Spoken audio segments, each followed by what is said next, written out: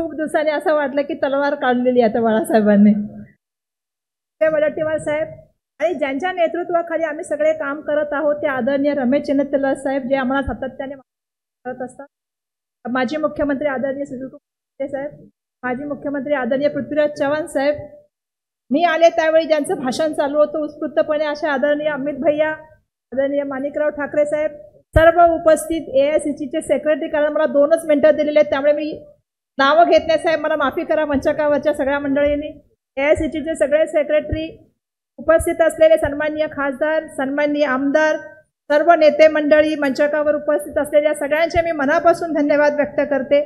समोर उपस्थित असलेल्या माझ्या माता भगिनी आणि बंधूंचे मी या ठिकाणी मनापासून धन्यवाद व्यक्त करू इच्छिते. खरं तर हर्षवर्धन सकपाळ साहेब, मी खूप भाषणाची बोलू शकते तुमच्याबद्दल, कारण तुमचा आणि माझा हा संबंध खूप वर्षानुवर्षाचा संबंध आहे. पण आमच्या आज ग्रँट्स होत्या, डिमांड फॉर ग्रँट्स, आणि तुम्ही म्हटल्याप्रमाणे आणि जसं मी मोहन जोशी काकांना आणि आमच्या राहुल बोंद्रेंना प्रॉमिस केलं होतं त्याप्रमाणे मी स्वतः या ठिकाणी या कार्यक्रमाला उपस्थित झाले. आणि या कार्यक्रमाला येत असताना मला आनंद या गोष्टीचा होता की सर्वसामान्य कुटुंबात जन्मलेला नेता आज महाराष्ट्राचं नेतृत्व करणार आहे. ज्या विचारातून तुम्ही आलेले आहात त्या विचाराचे पाईक म्हणून तुम्ही येणाऱ्या काळात काम करणार आहात. मी मगाशी काही लोकांची भाषणं ऐकली. खरं तर मला सांगायला पाहिजे की हर्षवर्धन सकपाळ साहेब आणि माझ्या जीवनाची सुरुवात लगभग सेम झाली. त्यांच्या आधी जरी मी आमदार झाले असले तरी गुजरातमध्ये आम्हा दोघांना संधी पहिल्यांदा मिळाली. AICC सेक्रेटरी, त्याच्या आधी मी दिल्लीमध्ये होते आणि नंतर आम्हाला गुजरातचं काम एकत्र करण्याची संधी मिळाली. सन्माननीय बाळासाहेब थोरात साहेबांनी त्याचा उल्लेख या ठिकाणी केला. पण मला सांगायला पाहिजे की ज्या वेळेला गुजरातमध्ये आपण गेलो होतो, हर्षवर्धन सकपाळ साहेब, तुम्ही, मी, राजीव भाऊ आणि जितू पटवारी, त्यावेळेला सगळे म्हणायचे की 20 ते 30 सीटं सुद्धा गुजरातमध्ये निवडून येऊ शकत नाही. पण इतिहास जमा आहे की आपण 82 पर्यंत त्यावेळेला गेलो आणि गुजरातमध्ये आपण त्यावेळेला मोठ्या प्रमाणामध्ये बदलाव केला होता. रस्त्यामध्ये रात्री 12-12, 2-2 वाजेपर्यंत लोक राहुलजींची वाट बघणारं ते वेगळं वातावरण केलं. आणि मग आपण मध्य प्रदेशमध्ये गेलो. मध्य प्रदेशमध्ये आपण त्या ठिकाणी गेल्यानंतर वाटतंय तुम्हाला हर्षवर्धन सकपाळ साहेबांना जो एरिया दिला होता, त्यांनाही माहिती आहे मलाही माहिती आहे, जबलपूर पासून त्यांना तो एरिया दिला होता आणि खूप त्या ठिकाणी काम करताना त्यांनी जास्त संयमाने, आणि हे सगळ्यात महत्वाचं का मी सांगते, कारण आता ते संघटनेमध्ये काम करण्याचा त्यांचा जो दांडगा अनुभव आहे तो येणाऱ्या काळामध्ये महाराष्ट्रात त्यांना उपयोगी पडणार आहे. याच्याबद्दल माझ्या मनात कुठल्याही तऱ्हेचं दुमत नाहीये.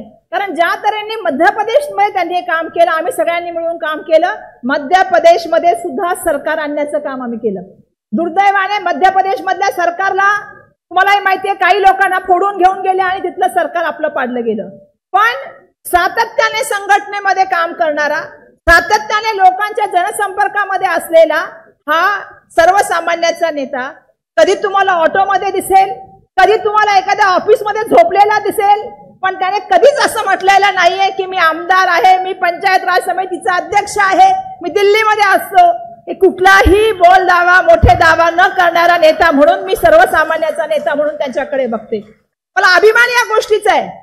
पण मलाही माहिती आहे की तुम्ही आणि आम्ही आज अशा परिस्थितीमध्ये आहोत ज्या वेळेला केंद्रामध्ये आपली सत्ता नाही, राज्यामध्ये आपली सत्ता नाही. आता विजय वडेट्टीवार विरोधी पक्षनेते होते, आता ते आपल्या पक्षाचे प्रमुख आहेत.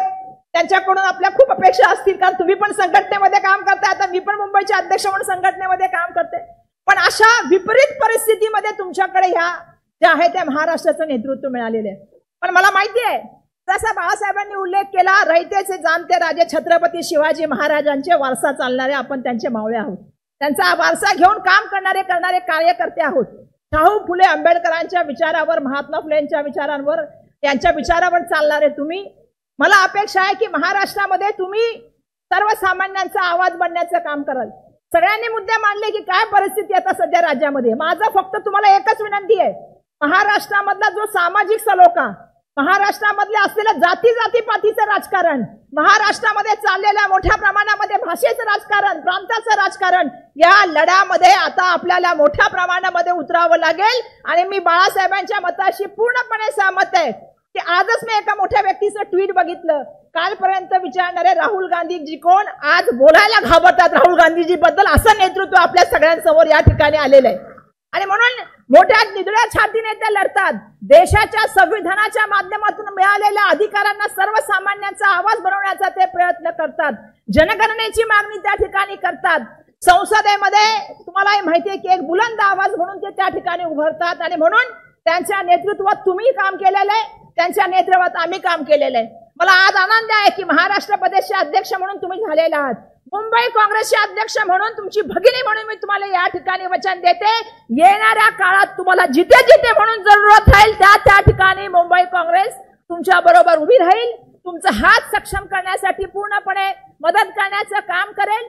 मला आनंद आहे की आज या सोहळ्यामध्ये, खरं तर हा सोहळा मुंबईमध्ये होतोय, मातोश्रीच्या या सभागृहात होतोय. आज सकाळी तुम्ही गेलात, हुतात्मा चौकापासून छत्रपती शिवाजी महाराजांच्या दर्शनापासून सिद्धिविनायकापासून तुम्ही भारतरत्न डॉक्टर बाबासाहेब आंबेडकरांच्या चैत्यभूमीपर्यंत गेलात. त्या मोठ्या माणसांचा आदर्श घेऊन येणाऱ्या काळामध्ये आपल्याला काम करायचंय. काळ संघर्षाचा आहे, काळ बाका आहे, पण तुमच्या हिमतीवर, तुमच्या कर्तृत्वावर आणि तुमच्या नेतृत्वावर माझा पूर्ण विश्वास आहे. येणाऱ्या काळात तुम्ही महाराष्ट्राचे चित्र बदलाल, गुजरातचं चित्र बदललं, मध्य प्रदेशचं चित्र बदललं. ज्या ज्या ठिकाणी आपल्याला संधी मिळाली त्या ठिकाणची संधी जे आपण त्याचं सोनं करण्याचं काम केलं. पुन्हा एकदा महाराष्ट्राला गौरवशाली, वैभवशाली त्या ठिकाणी आपल्याला कसं जीवन देता येईल, त्या ठिकाणी कसं आपल्याला पुढे जाता येईल, या दृष्टिकोनातून आपल्या माध्यमातून प्रयत्न व्हावे हीच या ठिकाणी इच्छा व्यक्त करते आणि आपल्या सगळ्यांचे मनापासून धन्यवाद व्यक्त करते की आपण सगळी मंडळी या ठिकाणी आलात. जय हिंद, जय महाराष्ट्र, जय भीम. एबीपी माझा, उघडा डोळे बघा नीट.